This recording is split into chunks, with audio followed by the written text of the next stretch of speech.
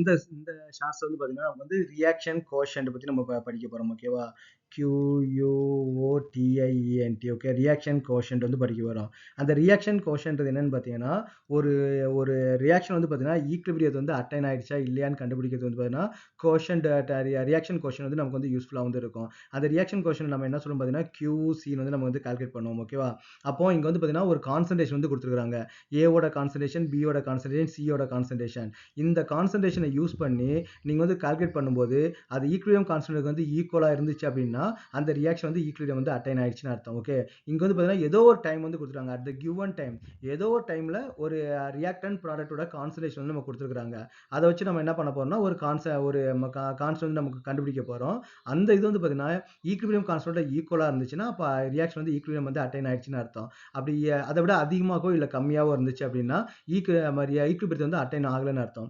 இப்போ for example வந்து பார்த்தீங்கன்னா நம்ம வந்து QC வந்து இங்கே கண்டுபிடிக்கிறோம். அப்போ QC which is equal to என்னது product concentration divided by reactant concentration தான். அப்போ இங்கே ப்ராடக்ட் சைடில் நமக்கு என்ன இருக்குது, B வந்து இருக்குது இல்லையா. அப்போ பியோட கான்சன்ட்ரேஷன் அண்ட் வந்து பார்த்தீங்கன்னா சியோட கான்சன்ட்ரேஷன் டிவைடட் பை ஏவோட கான்சன்ட்ரேஷன் த ஹோல் ஸ்கொயர் வந்து நமக்கு வந்து இருக்குது ஓகே.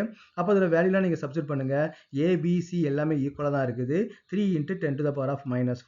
அப்போ 3 × 10⁻⁴ இன்ட்டு நமக்கு என்ன 3 × 10⁻⁴ இல்லையா divided by 3 × 10⁻⁴ the whole square வந்து நமக்கு வந்து வருது. அப்போ இது எல்லாத்தையும் நீங்கள் வந்து கேன்சல் பண்ணிங்கன்னா நமக்கு என்ன வரும்னு பார்த்தீங்கன்னா 1 வந்து நமக்கு வந்து வருது. அப்போ QCயோட வேல்யூ நமக்கு என்னன்னா 1 வந்து வருது. ஆனால் அந்த ரியாக்ஷனுக்கான KC வேல்யூ நமக்கு என்ன அப்படின்னு வந்து பார்த்தீங்கன்னா 2 × 10⁻³ கொடுத்துருக்காங்க இல்லையா.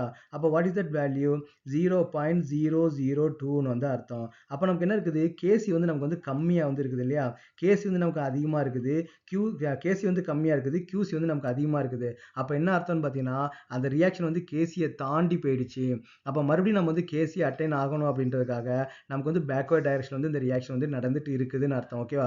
எப்பவுமே வந்து பார்த்தீங்கன்னா ஒரு ரியாக்ஷன் வந்து ஈக்குலிபிரியம் கான்ஸ்டன்ட் அட்டைன் பண்ணுறது தான் நமக்கு வந்து ட்ரை பண்ணோம். ஏதோ சம் ஃபேக்டரால நமக்கு என்ன ஆயிடுச்சு, அது ஈக்குலிபிரியத்தை தாண்டி போயிடுச்சு. அதனால தான் QC வேல்யூ நமக்கு வந்து அதிகமாக இருக்குது. அப்போ அந்த ரியாக்ஷன் நமக்கு என்ன நடந்துட்டு இருக்கும், பேக்வர்ட் டைரக்ஷனில் நடந்து அந்த கேசியை வந்து அட்டைன் பண்ணுறது வந்து நம்ம ட்ரை பண்ணோம். சப்போஸ் வந்து நமக்கு வந்து கேசி வேல்யூ நமக்கு வந்து அதிகமாக இருக்குன்னு வச்சுங்களேன், கேசி வேல்யூ அதிகமாக இருக்குது, QC வேல்யூ கம்மியாக இருந்துச்சுன்னா அப்போ அது கேசி வேல்யூ அட்டைன் பண்ணுறதுக்காக நமக்கு என்ன பண்ணால் ஃபார்வர்ட் டைரக்ஷன் வந்து அந்த ரியாக்ஷன் வந்து நடக்கும். அப்போ QCன்றது வந்து பார்த்தீங்கன்னா வெரி வெரி இம்பார்ட்டன்ட். அப்போ ஏதோ ஒரு டைமில் நீங்கள் வந்து கான்சன்ட்ரேஷன் மெஷர் பண்ணி நீங்கள் ஈக்குலிபிரியம் கான்ஸ்டன்ட் கால்குலேட் பண்ணீங்கன்னா அது வந்து நமக்கு வந்து QC. அது ஈக்குலிபிரியம் அட்டைன் ஆனதுக்கு அப்புறம் வந்து கால்குலேட் பண்ணீங்கன்னா அது வந்து KC. அப்போ QCக்கும் KCக்கும் உள்ள டிஃபரன்ஸ் வந்து நீங்கள் நல்லா அண்டர்ஸ்டாண்ட் பண்ணிக்கணும்.